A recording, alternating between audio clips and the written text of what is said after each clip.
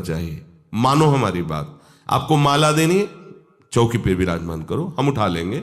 हमें कोई सामग्री, ये सामान रखिए, आप उठा लीजिएगा। कभी भी कोई भी परस्पर मुस्कुराहट, बातचीत, ऐसे कोई इशारे यदि दिखाई दें तो आप बचो और उसको बचाओ।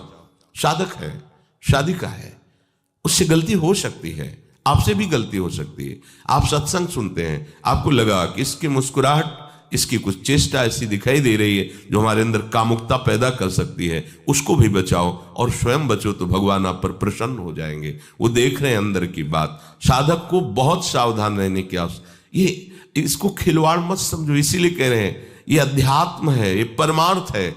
आपको लगेगा नहीं कि क्या हुआ, मैं कहां भ्रष्ट हुआ, ऐसी जगह खड़े हो जाओगे कि जान भी नहीं पाओगे कि मैं कहां चढ़ रहा था, दोबारा उत्साह भी नहीं आ पाएगा। बात अच्छे से समझ लीजिए।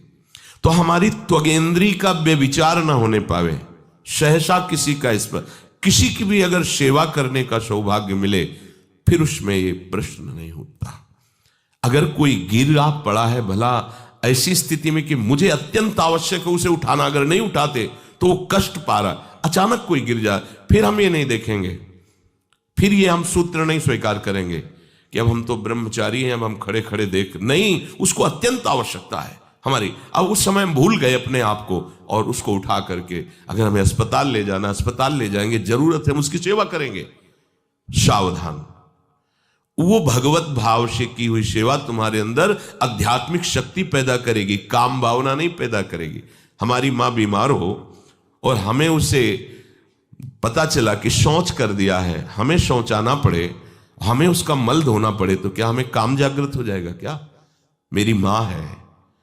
हमारी बुद्धि कभी ऐसी नहीं होगी। आपका पिता है, आप लड़की हो, कोई दूसरा रह नहीं गया और वो बीमार है, आपको ऐसी, क्या काम जागृत हो जाएगा? क्या अगर ऐसी सेवा में काम जागृत होता तो कोई नर्स ही अस्पताल में नहीं होती।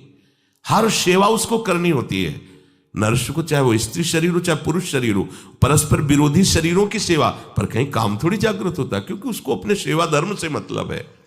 तो ये सेवा के समय इस सूत्र को न देखा जाए, पर ध्यान रखें, अत्यंत आवश्यक जहां आपके सिवा नहीं हो सकता, वहां अगर हमें ऐसा अवसर मिलता है कि सेवा उसे हो सकती है, तो हम पहले उसे प्रेरित करेंगे। और अगर ऐसा है कि अब कोई नहीं है, फिर हमारा परम धर्म जागृत हो जाता है परहित का। अगर हमारा कोई निंदा भी करे, कोई शरीर की भी हानि हो जाए, अब हम परवाह नहीं करते। परहित सरिस धर्म नहीं भाई, इससे बड़ा कोई धर्म नहीं है। पर ध्यान रखें, भगवान को साक्षी करके ये उस समय की बात है जहां बिल्कुल कोई अब गुंजाइश नहीं रह गई है। त्वगेंद्री को ऐसे सहसा किसी आप पुरुष शरीरधारी पुरुष को भी सहसा